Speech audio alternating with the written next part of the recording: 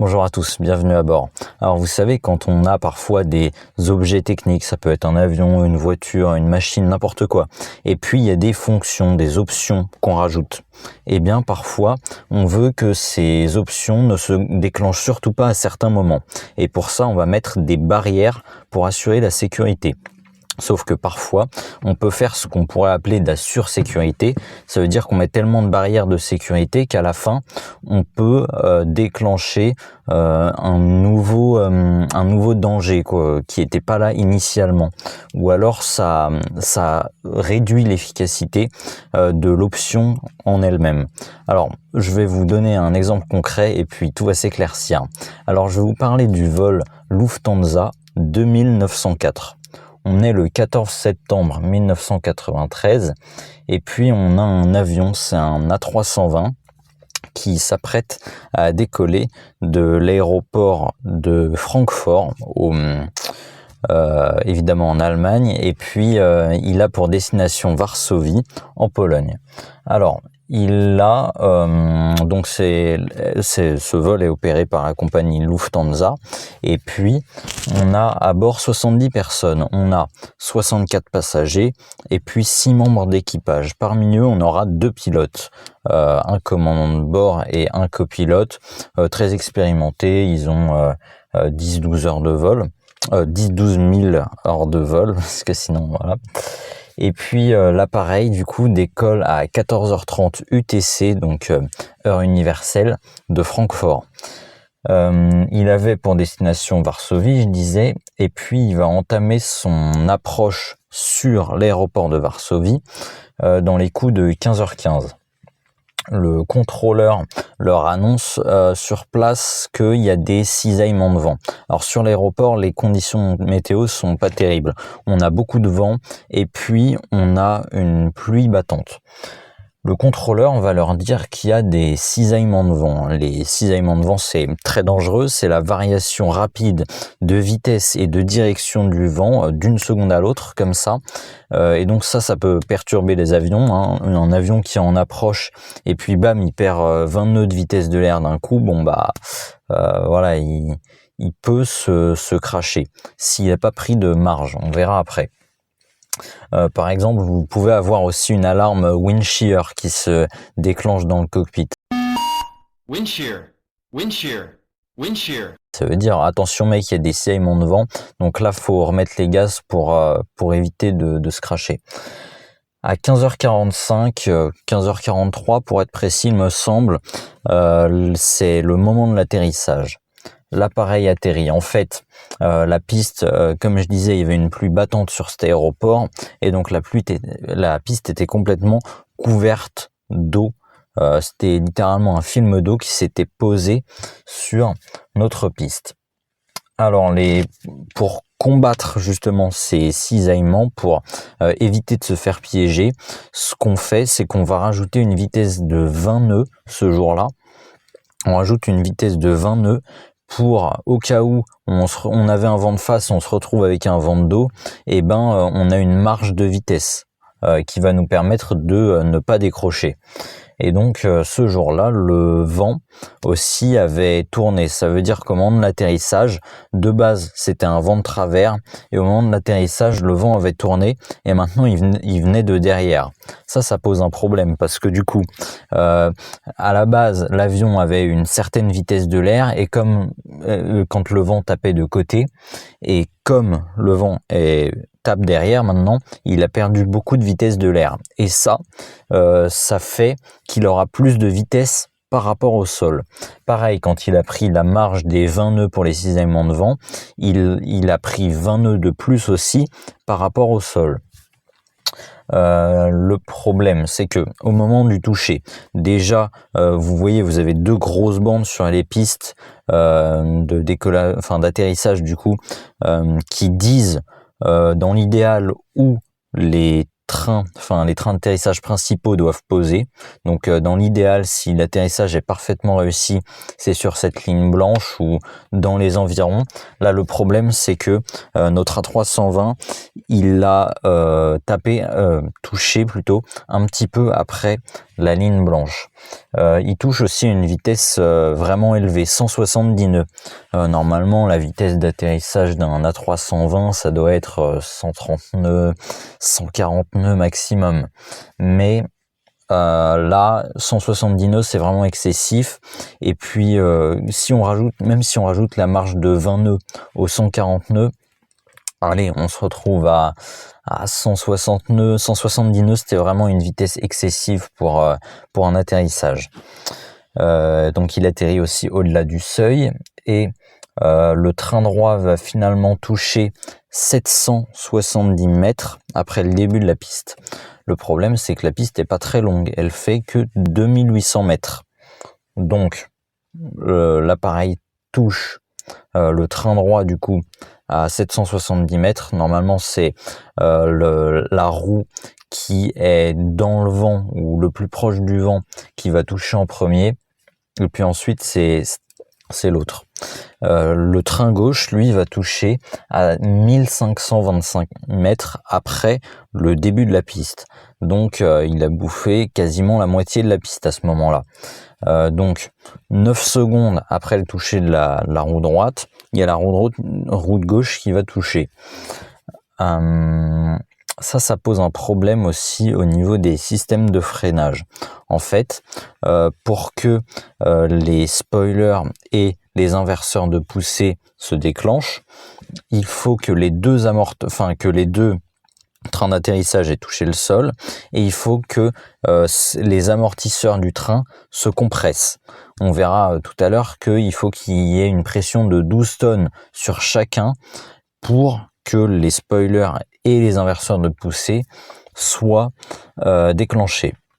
Alors il y a aussi les freins.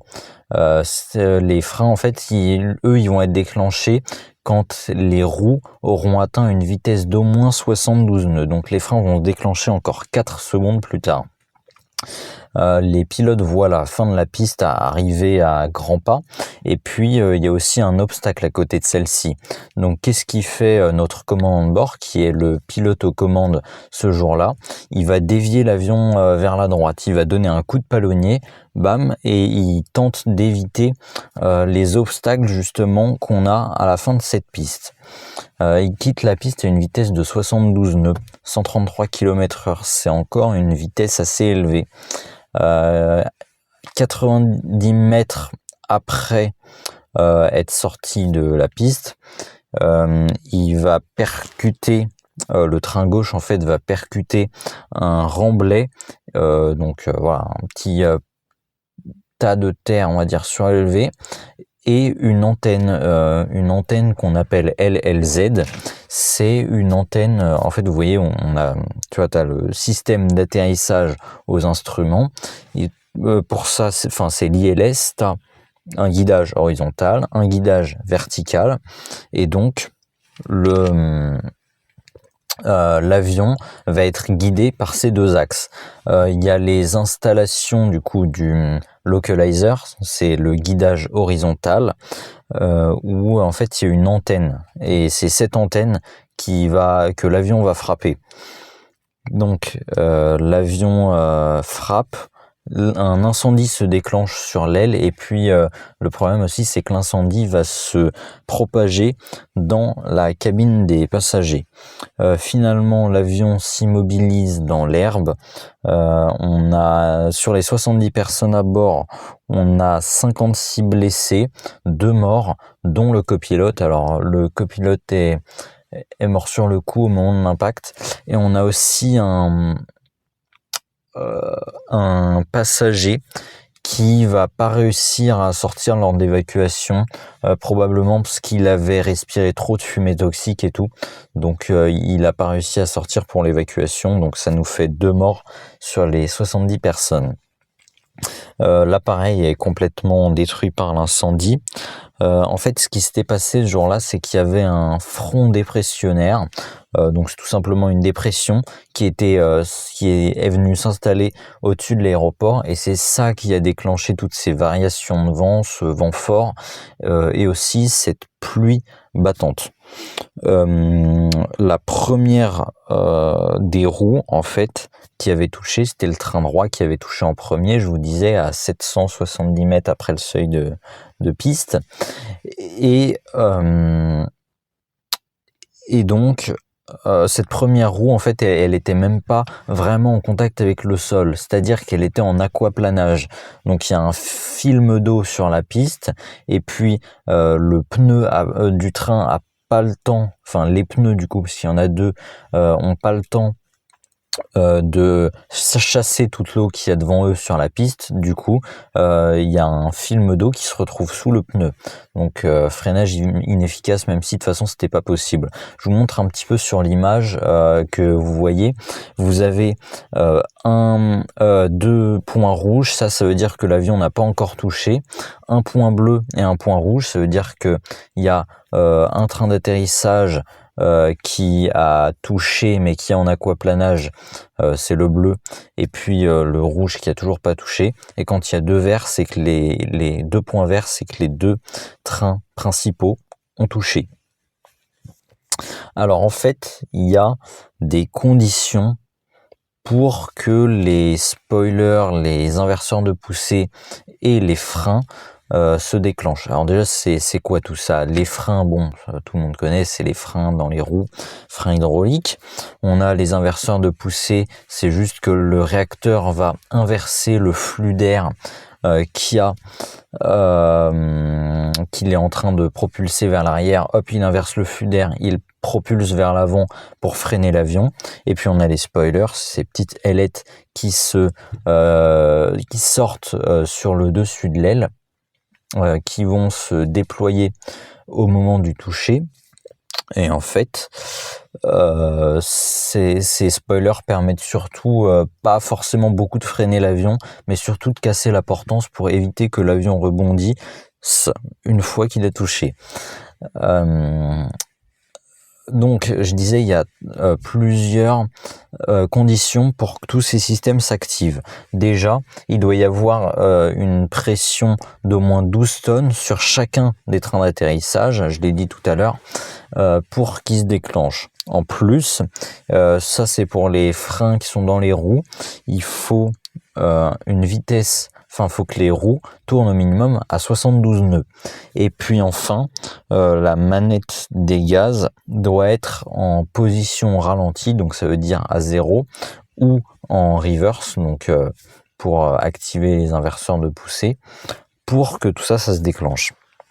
Alors, finalement, après l'accident, Airbus a modifié le système, en fait. Il n'a pas modifié, ça veut dire dans les programmes et tout, de l'ordinateur de l'Airbus, ils ont tout simplement changé les capteurs qui étaient au niveau des trains d'atterrissage. Plutôt que des capteurs de 12 tonnes, ils ont mis des capteurs de seulement 2 tonnes. Donc finalement, il fallait plus qu'une pression de 2 tonnes sur chaque train d'atterrissage pour que les systèmes de freinage se déclenchent, à condition aussi que les autres conditions, voilà, soient remplies. Alors, en résumé, on a notre avion, on a des systèmes de freinage, et on veut surtout pas qu'ils se déclenchent pendant le vol, surtout les inverseurs de poussée ou les spoilers, ça serait le pire. Et donc pour ça, ils ont mis des couches de sécurité que je vous ai citées. Et en fait, ils ont mis tellement de couches de sécurité qu'à la fin, les systèmes de freinage ont pas pu se déployer dans le temps qui aurait été voulu ce jour-là. Et donc, l'avion n'a pas pu freiner, sortie de piste, et puis c'est terminé, quoi. Donc voilà, il y a aussi l'enchaînement de toutes ces choses. Donc on a un vent de côté qui se transforme en vent arrière. On a les cisaillements de vent. Du coup, il faut 20 nœuds supplémentaires pour notre avion. On a le fait que le train touche après les deux marquages blancs sur la piste. On a le fait que la première roue soit en aquaplanage, mais bon, ça compte pas trop.